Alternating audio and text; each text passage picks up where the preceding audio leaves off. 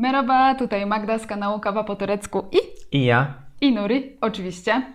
Mieliśmy w tym tygodniu walentynki, więc pomyśleliśmy, że nagramy dzisiaj taki odcinek właśnie w takich klimatach. Porozmawiamy na tematy związkowe, o związku mieszanym. Ale zanim przejdziemy do rzeczy, to krótki wstęp, krótka informacja dla nowych osób, które się tutaj ostatnio na kanale pojawiły. Jesteśmy związkiem mieszanym polsko-tureckim. No jak widać, ja wyglądam jak Turek, a ona jak Polka, nie? Chyba. Zobaczymy, co napiszą. Znamy się już 13 lat, od 2011 roku. 13 lat. Tyle minęło? O. No. Prawie 9 lat jesteśmy po ślubie i 8 rok mieszkamy razem w Turcji, ale też dużą część roku spędzamy zawsze w Polsce. Całe lato, jakieś 3 miesiące zawsze. No powiedzmy, że tak, około 3 miesiące. To tak tytułem wstępu. I dzisiaj właśnie chcielibyśmy podzielić się z Wami naszymi doświadczeniami, naszymi takimi poradami dla takich par, które są właśnie w związku mieszanym. Chcielibyśmy Wam powiedzieć o tym, bez czego według nas nasz związek by się nie udał. Oczywiście nie ma jednej recepty dla wszystkich. U każdego inaczej, nie? Tak, u każdego sprawdzi się coś innego, ale po prostu chcieliśmy się podzielić z Wami tym, co akurat u nas się sprawdziło, na co według nas warto zwracać uwagę. Jaką magię mamy. No. No dobrze, więc jeżeli jesteście ciekawi, to zapraszamy do oglądania. Pierwsza bardzo ważna sprawa to, żeby się dobrze poznać. No to jest najważniejsze chyba, nie? Bo jak nie znasz, jak nie poznasz drugiej osoby, to jak związek ma być z tego? No właśnie, zanim się podejmie jakiekolwiek ważne decyzje, a już w ogóle decyzje o małżeństwie, warto się dobrze poznać i to myślę, że niezależnie od tego, czy to jest związek mieszany, czy nie. No. Ale jeżeli chodzi o związek mieszany, to żeby się dobrze poznać, trzeba by było od początku znajomości mieć chociaż jeden wspólny język, w którym można się komunikować swobodnie. No, my właśnie w tym mieliśmy po angielsku, bo jesteśmy oboje po filologii angielskiej. Właśnie. Ja dobrze mówiłem po angielsku, ona też jakoś się zrozumieliśmy. Dokładnie. Poznaliśmy się na studiach, na filologii angielskiej, więc to był język, który na początku używaliśmy, zanim później poznaliśmy swoje języki nawzajem. Więc od samego początku nie było problemu, żeby dobrze się poznać, żeby wyrażać swoje opinie, swoje emocje, żeby porozmawiać o swoich kulturach, tradycjach, krajach. To było bardzo ważne. Myślę, że jeżeli chodzi o jakiś taki wakacyjny flirt, no to nie ma problemu, jak gdzieś tam nie do końca się zna język i się używa translatora i takich rzeczy. No ale jeżeli już się później chce w poważny związek wchodzić, właśnie, to... coś poważnego to jest inaczej. Chociaż angielskie nie jest naszym ojczystym językiem, ale i tak trochę się udało z angielskim. Na początku przynajmniej. To było na początku dla nas bardzo pomocne. No i właśnie, jak już o tym mówimy, trzeba poznać swoje kraje nawzajem. Kulturę, z której dana osoba się wywodzi. Tradycje, jakie są ważne dla tej osoby. Religie, jeżeli są różne religie, jeżeli religia jest ważnym elementem w Waszym życiu. Trzeba o tym wszystkim porozmawiać. No oczywiście, bo każdy kraj to inny obyczaj, nie? Bo Turcja jest inna, Polska jest inna. Tradycja, nie mówię w ogóle, tam europejskie życie, tu inaczej. Kultura to zupełnie inna. Tutaj inny świat jest w Turcji.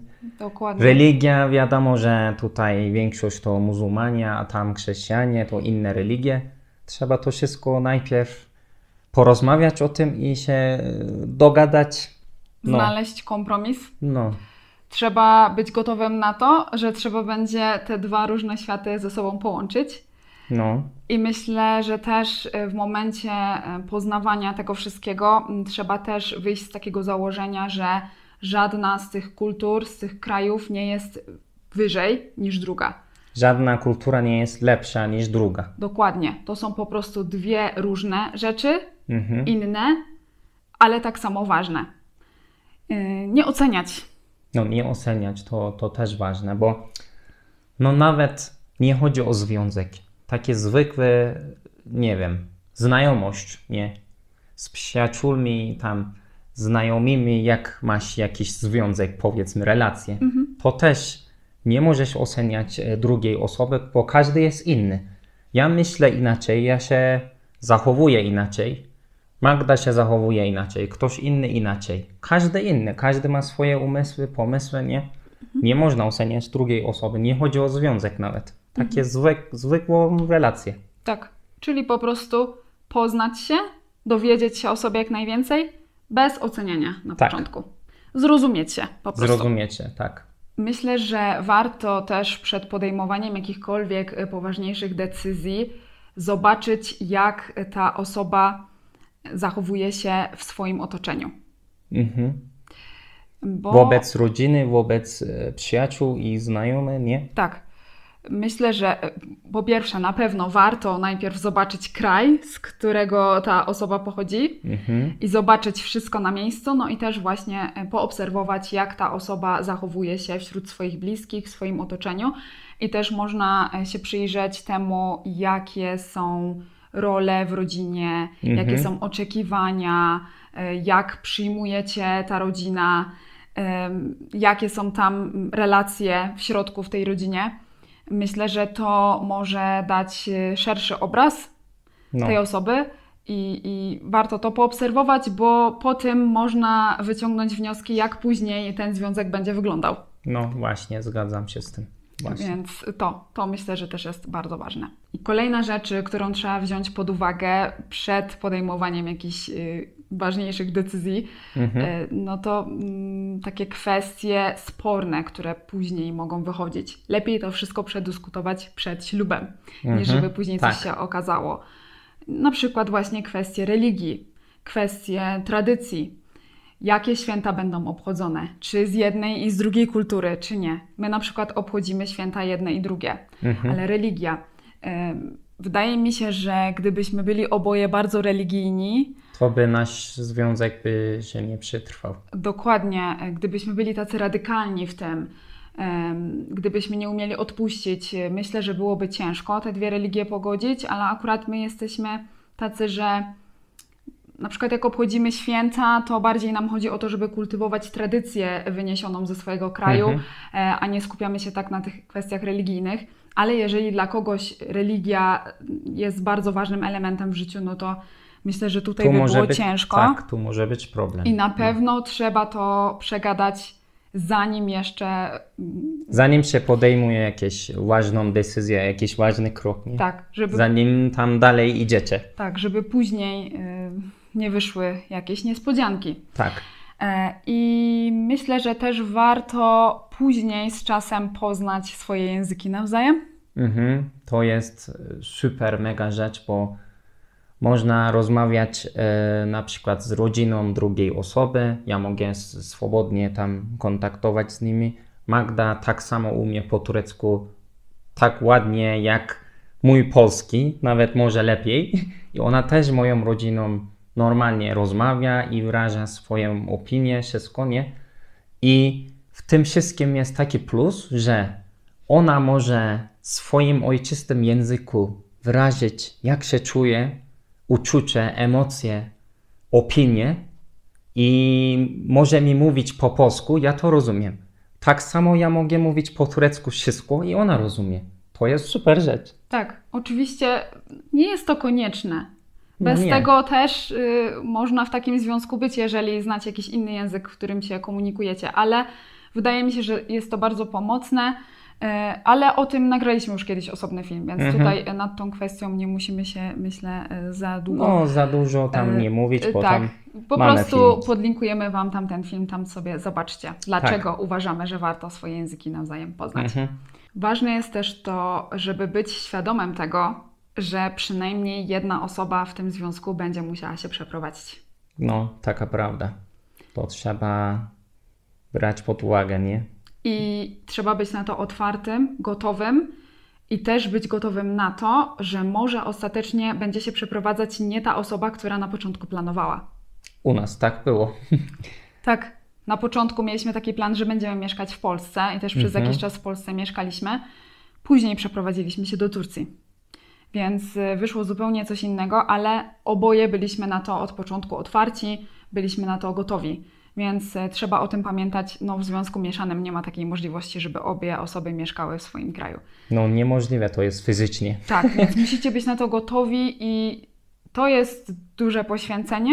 Tak jest. To jest trudne. Nie każdy może tak zrobić. Tak. No, ja to rozumiem.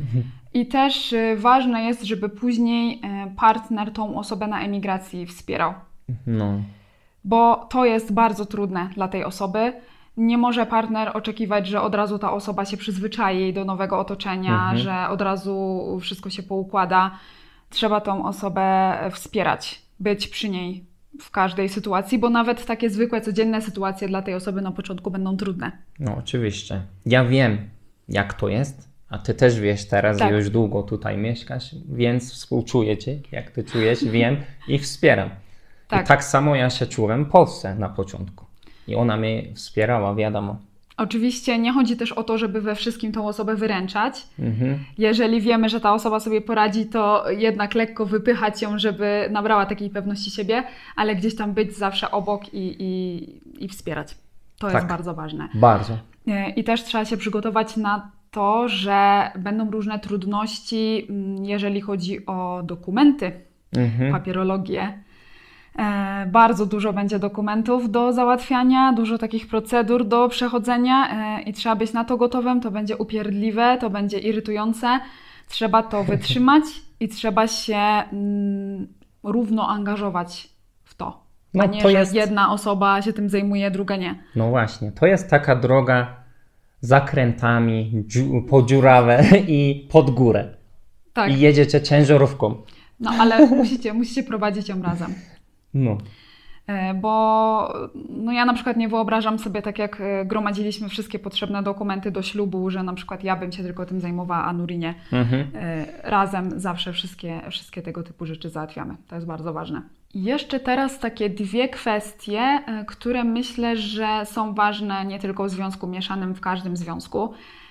Ja uważam, że kłótnie są bez sensu. Ja też. Bo jak można rozmawiać, po co kłócić wtedy? Dokładnie. No. Jeżeli jest jakiś problem, który trzeba rozwiązać, no to się po prostu wtedy o tym problemie rozmawia i szuka rozwiązania na spokojnie. A jeżeli ktoś po prostu ma focha i gorszy humor, no to trzeba po prostu na tyle poznać tą osobę, żeby wiedzieć, co w takiej sytuacji robić. Czego ta osoba w takiej sytuacji od nas oczekuje. Czy chciałaby zostać sama i lepiej wtedy się na chwilę wycofać i dać tej osobie spokój? Czy by chciała, żeby ją pocieszyć? Czy by chciała, nie wiem, siedzieć w spokoju, czy by chciała rozmawiać? Tak. Ale takim tematem do początku wrócimy jakby, bo jak poznajesz tą drugą osobę, to wiesz wszystko i wtedy nie ma fochy ta osoba, bo wiesz jak się zachowywać. Tak. Albo ta osoba wie jak się zachowywać do drugiej, nie? Tak, ale wiesz, no często zdarzają się takie sytuacje, że jedna osoba ma gorszy humor, druga potem to bierze do siebie i już z tego się wywiązuje kłótnia. Nie brać do siebie.